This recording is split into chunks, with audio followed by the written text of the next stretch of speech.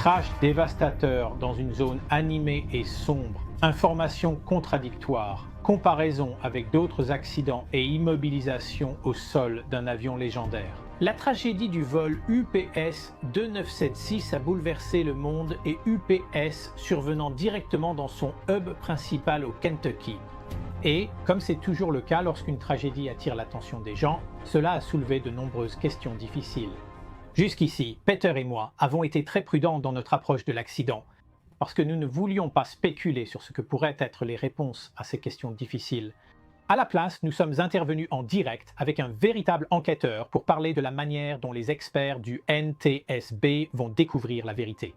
Si vous l'avez manqué, retrouvez-le sur notre podcast Captain Speaking. Depuis, l'équipe Mentor surveille toutes les actualités sur l'accident. Maintenant que le rapport préliminaire du National Transportation Safety Board est publié, il est temps d'en examiner les faits vérifiés. Et tout aussi important, certains détails dont ce rapport ne parle pas encore. Le soir du 4 novembre 2025, le vol UPS 2976 a décollé de Louisville, dans le Kentucky, aux États-Unis. Le vol devait transporter du fret de Louisville à Honolulu, dans le réseau de transport nocturne de la compagnie, reliant l'Amérique du Nord à l'Asie et au Pacifique. L'aéroport international Muhammad Ali de Louisville abrite le hub central de fret des UPS, que la compagnie appelle son World Port. L'appareil était immatriculé, November 259 Uniforme Papa. Un McDonnell Douglas 11 cargo construit en 1991, d'abord exploité par Thai Airways comme avion de passagers, converti en cargo en 2006, puis acquis par UPS. Le DC-11 Cargo est l'un des avions les plus reconnaissables grâce à sa configuration tri-réacteur unique. Il a été développé à la fin des années 80 comme l'évolution finale du DC-10, partageant cette configuration à 3 moteurs mais incorporant un fuselage allongé, nouveau winglet, commande de vol numérique modernisée et cockpit repensé avec de nouveaux instruments. Cela a aussi supprimé le poste de navigateur sur le DC-10, réduisant l'équipage de 3 à 2. McDonnell Douglas a assuré que le McDonnell DC-11 offrirait l'autonomie et la capacité d'un jumbo jet tout en consommant moins de carburant qu'un 747.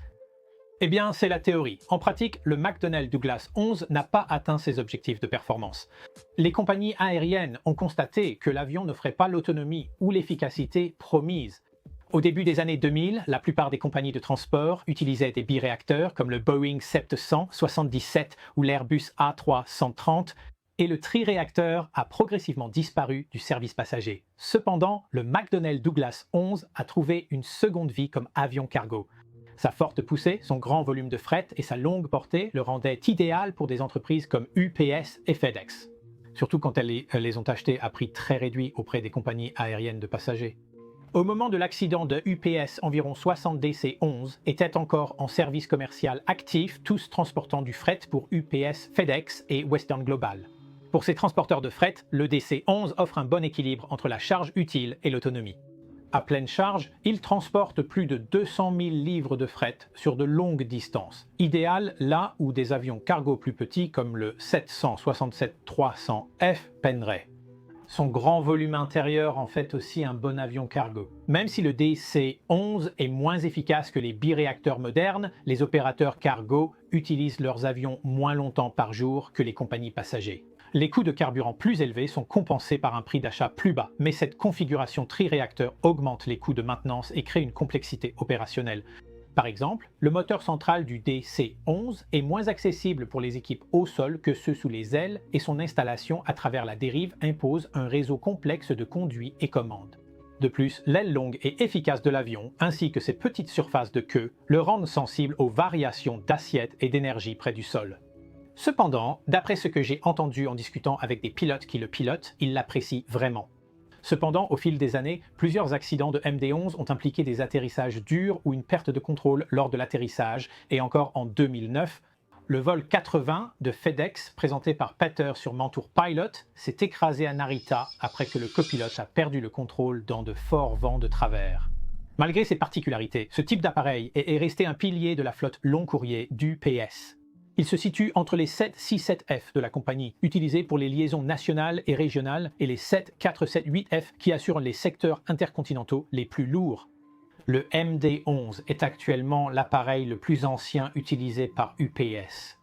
Pourtant, le MD-11 transporte de lourdes charges vers Hawaï, l'Asie et l'Europe en consommant moins de carburant que les Boeing 747 à 4 moteurs, mais malgré son succès relatif dans sa seconde vie en tant que gros avion cargo, le MD-11 est rapidement mis à la retraite. Les derniers devaient donc être envoyés dans le désert et à la casse d'ici 2032, mais l'événement tragique que nous allons examiner aujourd'hui pourrait accélérer considérablement ce calendrier, et je vais y revenir juste après ceci.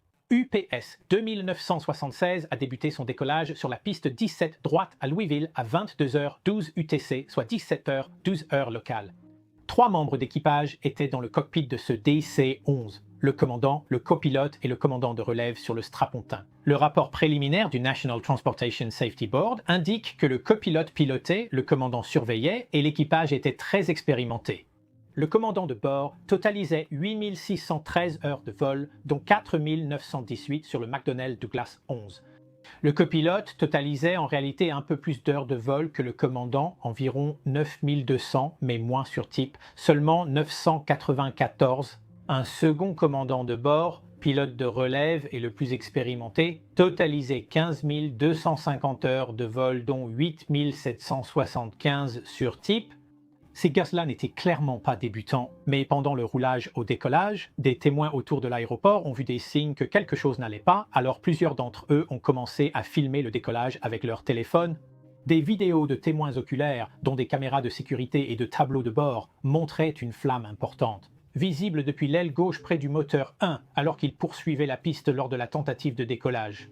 Quelques secondes plus tard, l'avion, incapable de prendre de l'altitude, a franchi les limites de l'aéroport en tentant de monter. Les données provenant des sources de suivi des vols montrent que l'avion a réussi à atteindre une vitesse sol d'environ 186 nœuds, mais il n'a jamais réussi à effectuer une montée stable.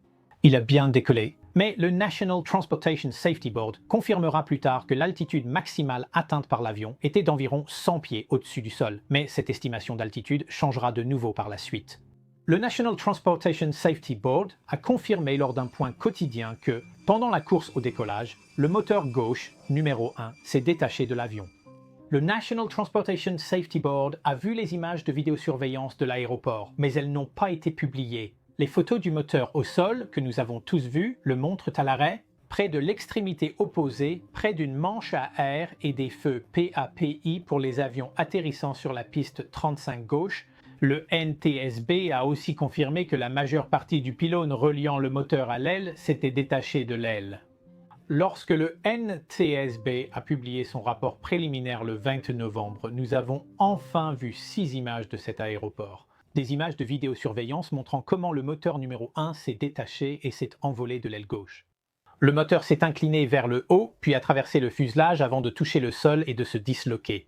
Fait crucial, tout cela est arrivé alors que l'avion était déjà en rotation pour le décollage, bien après V1 la vitesse maximale pour initier l'interruption du décollage. Je précise que le McDonnell Douglas 11, comme la plupart des avions bimoteurs ou trimoteurs, est conçu pour rester contrôlable et monter même après la perte d'un moteur. Mais la séparation physique d'un moteur, de son pylône et des systèmes associés peut avoir des conséquences bien plus graves qu'une simple perte de poussée. Ces problèmes sont difficiles à diagnostiquer, car le détachement du moteur et du pylône peut sectionner les lignes hydrauliques, électriques et de carburant passant par l'aile, causant d'autres pannes.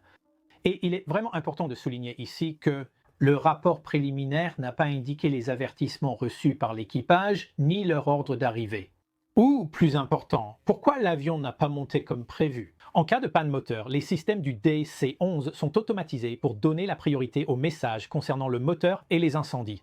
Mais avec un incendie, une perte hydraulique et un moteur détaché, alors que l'avion était proche de sa masse maximale au décollage, il n'aurait eu que quelques secondes pour réagir. Les premiers rapports du National Transportation Safety Board indiquent que les enregistreurs de vol et de conversation ont été retrouvés et envoyés au siège du NTSB à Washington, où des spécialistes ont extrait de bonnes données. Un enregistrement audio de haute qualité du cockpit, incluant dialogue de l'équipage et alerte audible des systèmes durant l'accident. À ce propos, nous avons appris que l'équipage a entendu une sonnerie répétitive après Sync 1. Un enquêteur a précisé que cela s'est produit après les vitesses 5, donc les pilotes étaient déjà engagés dans le vol quand la sonnerie a retenti. Cela correspond bien aux vidéosurveillances qui montrent clairement le moteur se détacher pendant la rotation bien après 5-1. Mais le NTSB a spécifiquement tenu à qualifier ce son de cloche et non d'alarme incendie ou même d'alerte. Cela montre combien les enquêteurs sont formés à éviter toute supposition, même si cela paraît évident. Quoi qu'il en soit, tout ce qui se produit après V1 signifie que nous devons nous engager à décoller. Nous sommes formés à prioriser le pilotage de l'avion, et ensuite à annuler toute alerte jusqu'à ce que nous atteignions une altitude minimale de sécurité, généralement 400 pieds au-dessus de l'aérodrome, ce que malheureusement ces pilotes n'ont jamais atteint après le décollage. Tout dommage au bord d'attaque de l'aile causé par le détachement du moteur ou du pylône aurait réduit la portance, et même une certaine traînée, bien que la séparation du moteur hors service aurait dû théoriquement la réduire de ce côté. Mais si le moteur central et le moteur droit délivraient toujours leur pleine puissance, la poussée asymétrique provoquerait évidemment une forte tendance au lacet vers la gauche et une tendance au roulis dans la même direction, qui serait encore plus marquée. La perte de portance à cause des dégâts sur l'aile gauche s'ajoute au risque de dommages structurels provoqués par l'incendie de carburant. Cependant, dans ce cas, l'avion n'est pas resté en l'air assez longtemps pour que cela ait une importance. Cependant, ce que nous savons, c'est que malgré tout ce qui leur est arrivé, malgré un avion chargé de fret et de carburant pour Hawaï, l'équipage semble avoir gardé l'appareil endommagé sous contrôle. L'appareil n'a pas initialement roulé vers la gauche, il a suivi une trajectoire légèrement à gauche du cap de la piste. Je constate souvent cela en formant des élèves pilotes au simulateur, mais ici, les ailes du DC-11 sont restées horizontales jusqu'à ce que ce ne soit plus possible. Malheureusement, l'appareil n'est pas monté, alors qu'il aurait dû pouvoir le faire après avoir perdu seulement un de ses 3 moteurs. Les données provenant du radioaltimètre de l'avion ont confirmé qu'il n'est pas monté à plus de 30 pieds au-dessus du sol. C'est inférieur aux 100 pieds initialement obtenus à partir des données Automatic Dependent Surveillance Broadcast. Le train d'atterrissage principal gauche du McDonnell Douglas 11 ne pouvant monter plus haut a percuté le toit d'un entrepôt UPS à l'extrémité de l'aéroport, y laissant une large entaille sur près de la moitié de sa longueur. Avant de reprendre un peu d'altitude, du moins brièvement, puis l'appareil a traversé une route locale, mais il perdait maintenant de l'altitude. Les vidéos montrent le McDonnell Douglas 11 heurter plusieurs pylônes électriques. Puis son assiette horizontale a pris fin brutalement lorsque l'aile gauche semble avoir percuté plusieurs réservoirs de pétrole dans une installation de recyclage de pétrole. Après l'impact, un incendie majeur s'est déclaré, puis l'avion a roulé à 90 degrés à gauche avant de s'écraser. Le vol 2976 était plein pour son trajet vers Hawaï ce soir-là et transportait près de 220 000 livres, soit environ 100 tonnes de carburant, ce qui, à titre de référence, représente plus que le poids d'un Boeing 737 MAX 10 entièrement chargé. L'accident a détruit plusieurs bâtiments et véhicules sur la trajectoire de l'avion, provoquant d'importants incendies toute la soirée. Les secours de l'aéroport de Louisville et des services d'incendie de la ville ont travaillé pendant des heures pour maîtriser l'incendie et rechercher des victimes, et malheureusement, les 3 membres d'équipage ont tous perdu la vie dans l'accident. Les autorités ont également confirmé 11 décès parmi les personnes au sol, avec 2 autres personnes grièvement blessées. 21 autres personnes ont été légèrement blessées, principalement pour des brûlures et l'inhalation de fumée. Le 5 novembre au matin, l'aéroport international Muhammad Ali de Louisville a rouvert partiellement. Alors que les équipes sécurisaient le champ de débris, les enquêteurs ont inspecté toute la piste 17 droite à la recherche de débris. L'accident à l'extérieur de l'aéroport couvre environ un demi-mile, avec des débris sur plusieurs propriétés. La piste 17 droite a été rouverte. Quelques jours après l'accident, avant même le rapport préliminaire, la FAA a émis une consigne de navigabilité d'urgence, EAD, immobilisant tous les MD-11 encore en service.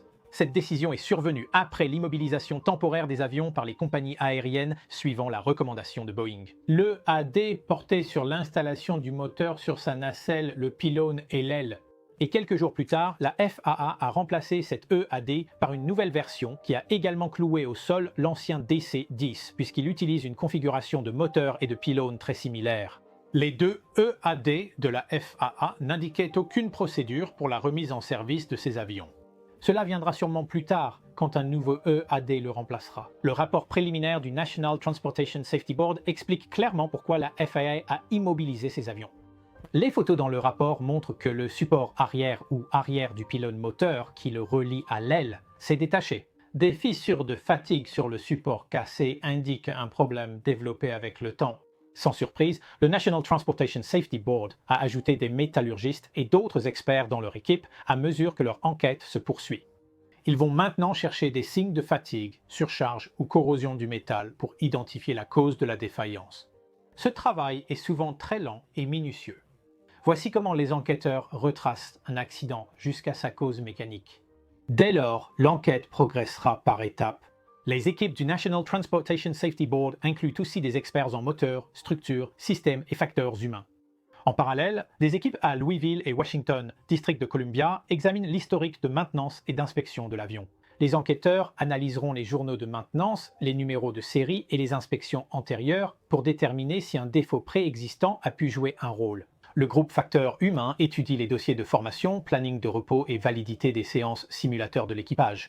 Pendant ce temps, l'équipe des systèmes, qui bénéficiera du soutien de Boeing et de celui de UPS elle-même, les pilotes et ingénieurs analyseront la réaction des systèmes automatisés de vol et d'alerte du MD-11 dès le début de la panne. Le service interne de sécurité de UPS leur fournira davantage de données et de dossiers de maintenance afin de les comparer avec l'ensemble de sa flotte de DC-11.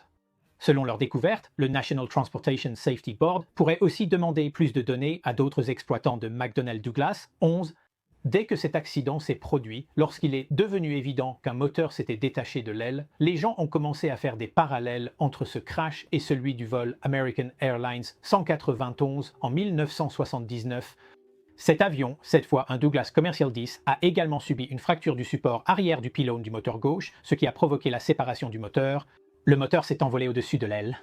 Très similaire à ce que montrent ces images fixes de la séquence de l'accident du UPS, il est donc facile de comprendre ici pourquoi les gens comparent cet accident à celui du UPS. Le NTSB a cité cet accident plus ancien comme événement similaire dans son rapport préliminaire. Bien que ces accidents aient beaucoup en commun, ils se distinguent par leur évolution très différente. L'American 191 s'est écrasé car le moteur et le pylône arrachés ont endommagé l'aile, provoquant une fuite hydraulique. Cela a entraîné la rentrée des becs de bord d'attaque sur l'aile gauche, modifiant nettement ses propriétés aérodynamiques. La conception de ces composants a été modifiée sur le DC-10 et le McDonnell Douglas 11 pour éviter que les becs de bord d'attaque ne rentrent lors d'un tel événement. Mais ce qu'il faut retenir ici, c'est que le Douglas commercial 10 d'American Airlines est tout de même monté jusqu'à environ 325 pieds avant que les becs de bord d'attaque se rétractent, provoquant un roulis et une perte d'altitude. Ceci est très différent de ce qui est arrivé au vol 2976 du PS. Cet avion a à peine franchi la barrière anti-souffle au bout de la piste, atteignant seulement 30 pieds d'altitude, restant en effet de sol pendant tout le vol. C'est moins d'un dixième de l'altitude atteinte par American 191. Maintenant, il existe de nombreuses théories sur les raisons pour lesquelles le vol UPS n'a pas pu monter. Beaucoup se concentrent sur la performance du moteur numéro 2 à l'arrière de ce MD-11 et sur son impact possible en cas de défaillance. Cependant, fait important, le rapport préliminaire du NTSB ne mentionne pas du tout ce moteur, ce qui est intéressant. Ce rapport ne contient aucune analyse des performances des 3 moteurs de l'avion pendant la séquence de l'accident. Tout déplacement du moteur au-delà de celui qui s'est détaché. La perte du moteur numéro 1 aurait laissé cet équipage avec seulement un moteur sur 3 sur un avion très lourd, juste au moment de la rotation, littéralement au pire moment possible. Mais c'est là que nous devons à nouveau marquer une pause et attendre d'autres informations de la part des enquêteurs lors d'une prochaine mise à jour. Un rapport final avec des conclusions et des recommandations de sécurité prend généralement entre 12 et 24 mois, selon la complexité de l'enquête. Les questions centrales auxquelles les enquêteurs chercheront à répondre sont simples en théorie, mais difficiles en pratique. Qu'a causé la séparation du moteur et du pylône ? La séparation a-t-elle endommagé les systèmes au point de rendre l'avion incontrôlable ? Qu'est-ce que cela implique pour les autres McDonnell Douglas 11 en service ? C'est une histoire difficile à voir et à raconter. Une soirée ordinaire dans le plus grand centre de fret mondial s'est achevée par un incendie, des débris et des vies perdues à bord et au sol. Le rapport préliminaire apporte certains éclaircissements, mais le reste demeure spéculatif. C'est une tragédie dévastatrice pour UPS et pour la ville de Louisville, et comme je l'ai dit au début, l'installation de tri que UPS appelle son Worldport est le centre du réseau aérien mondial de l'entreprise et la plus grande installation automatisée de traitement de colis au monde. Le vol 2976 était l'un des nombreux vols similaires reliant cette installation au monde entier. Et il est difficile d'imaginer comment cette communauté composée des équipages aériens et au sol, du personnel de tri des colis et des autres employés à l'aéroport et autour de celui-ci, bien sûr, leurs familles et toutes les personnes impliquées à Louisville qui comptent sur eux en seront affectées dès maintenant et dans les semaines à venir. Jusqu'à ce que ce rapport final nous raconte toute l'histoire, la chose la plus responsable que nous puissions faire est d'honorer les personnes touchées, de soutenir les enquêteurs qui effectuent leur travail lent et minutieux et de laisser les preuves parler avant de tirer des conclusions. Il est aussi important d'observer comment le NTSB gère l'enquête et communique avec la presse mondiale. La spéculation est inévitable lors d'accidents, et en l'absence d'informations officielles, rumeurs et théories du complot se propagent rapidement. Mais en organisant régulièrement des points presse ou en publiant des communiqués lorsque cela est approprié, le NTSB contribue à limiter au maximum ces spéculations. Contrairement à d'autres tragédies récentes que nous avons connues, où les points presse officiels étaient réduits au minimum. Enfin, je pense qu'il est important de souligner ici que l'accident s'est produit pendant la fermeture du gouvernement américain. Ainsi, durant les premières semaines de l'enquête, les membres du NTSB réalisaient ce travail essentiel sans salaire régulier, rendant leur engagement encore plus remarquable. Mais franchement, c'est la dernière chose que l'on souhaite voir lorsque des événements d'une telle ampleur frappent notre secteur. J'espère que cette mise à jour vous a été utile. Contactez-nous pour toute question sur l'enquête. Y a-t-il des points que nous avons oubliés et qui ne sont pas trop spéculatifs? Faites-le nous savoir dans les commentaires ci-dessous. Je m'appelle Ben Watts. Vous regardez Mentour Now. Bonne semaine et à bientôt.